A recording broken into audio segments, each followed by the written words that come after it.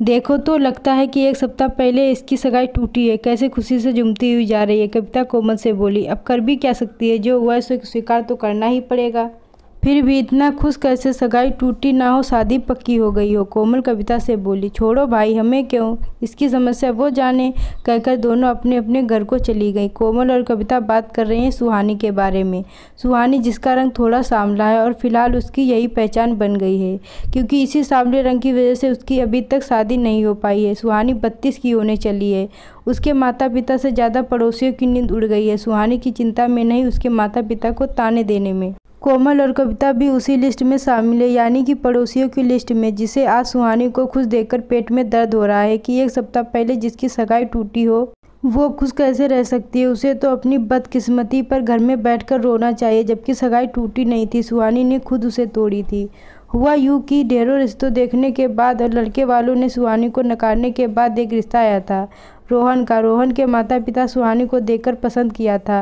रोहन भी साथ में था और उसको लड़की पसंद आई। रोहन भी दिखने में कोई खास नहीं था और एक छोटा सा दुकान चलाता था। खैर, सब कुछ देख सुनकर सगाई की तारीख पक्की हुई। सुहानी, सरला जी और पिता मोहन जी बहुत खुश हुए। हमारे देश में बेटी की शादी तय होने से ज़्यादा ही कोई खुशी होती हो, जैसे माता पिता के सर का बोझ कोई उठाने के लिए तैयार हो गया हो। चाहे कितनी ही बेटी को प्यार करे, लेकिन शादी तय नहीं हो रही हो तो सिर दर्द बढ़ ही जाता है, ऐसा माना जाता है। तय तारीख पर जब रोहन और उसके माता पिता सगाई के लिए आए तो रोहन की माँ उर्मिला जी बोली, सरला जी, उस दिन क्या बेटी को फेशियल करवा कर दिखाया था? उस दिन तो थोड़ी ठीक भी लग रही थी, लेकिन आज तो रंग बहुत ही ज़्यादा सांवला लग रहा है।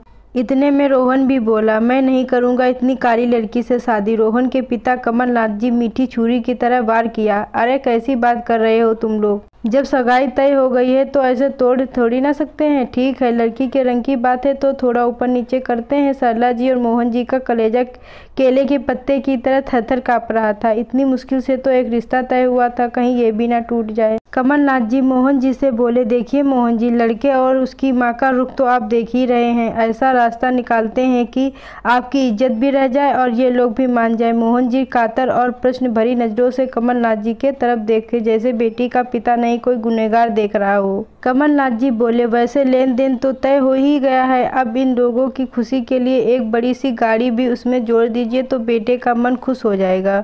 मोहन जी सुनकर अवाक रह गए, क्योंकि उनकी डिमांड पहले से ही बहुत ज़्यादा थी। एक मामूली सा नौकरी वाला आदमी, वो भी रिटायर, कहाँ से लाए इतना पैसा? फिर भी किसी तरह से कुछ अपना और कुछ रिश्तेदारों से मांगकर पहले ही डिमांड पूरी की थी, ऊपर से गाड़ी। मोहन जी हाथ जोड़ते हुए कमलनाथ जी से बोले, समधी जी, ऐसा अन्याय मत कीजिए, ये मुझसे संभव ही नहीं हो पाएगा। कमलनाथ जी बोले, कैसी बातें कर रहे हैं समधी जी, गाड़ी होगी तो मान तो आपकी बेटी का ही बढ़ेगा। अब बेटा और उसकी माँ तो रिश्ता तोड़ने पर आ गए हैं, मैं तो बस बीच का रास्ता निकाल रहा था। सरला जी भी हाथ जोड़ते हुए उर्मिला जी से विनती कर रही थी, समधन जी, मेरी बेटी जैसी है वैसी ही उस दिन भी देखी थी। आप सब कुछ तय करके अब ऐसा मत कीजिए। अपने माता पिता को इस तरह हाथ जोड़कर उन लोगों के सामने गिड़गिड़ाते देखकर सुहानी का खून खौल रहा था। सिर्फ माता पिता के इज्जत के खातिर वह चुप थी, लेकिन अब उसके कानों में जो शब्द पड़ा वह सुहानी के सब्र का बांध तोड़ दिया। कमलनाथ जी मोहन जी से कह रहे थे, या तो आप गाड़ी दीजिए, नहीं तो आप भूल जाइए अपनी काली कलूटी बेटी की शादी। सुहानी आई और कमलनाथ जी से बोली,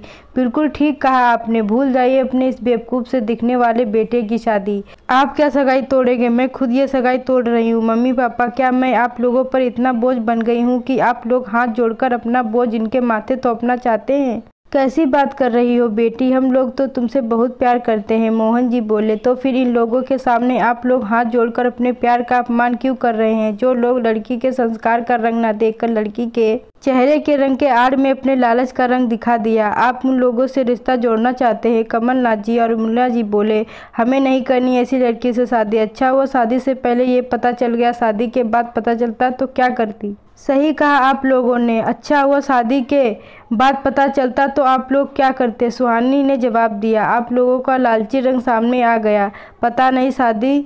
चुपचाप निकल जाइए मेरे घर से, नहीं तो अभी थाने में जाकर दहेज मांगने के लिए केस कर दूंगी। कमलनाथ जी उर्मिला जी और रोहन बेइज्जती ना हो सोचकर निकलते बने। सगाई टूटने की वजह से सरला जी और मोहन जी बहुत उदास बैठे थे। सुहानी के मोबाइल में नोटिफिकेशन आया। सुहानी देखकर खुशी से उछल गई। IAS का एग्ज़ाम दिया था, वो उसका क्लियर हो गया था। खुशी से बोली, मम्मी पापा आप लोग मेरे लिए वर्क की तलाश कर रहे थे और वो नहीं मिलने पर आप लोग उदास थे। मुझे तो कामयाबी तलाश कर रही थी, मुझे वर्क की नहीं खुशियों की तलाश थी, वो मेरी पूरी हो गई। सरला जी और मोहन जी को बहुत गर्व हुआ अपनी बेटी की उपलब्धि पर। आज सुहानी उसी काम से खुशी खुशी ऑफिस जा रही थी, जिसे देखकर पड़ोसन बातें बना रही थी। दोस्तों, आप लोगों को यह कहानी अच्छी लगी हो तो वीडियो को लाइक करें और चैनल को सब्सक्राइब करना ना भूलें।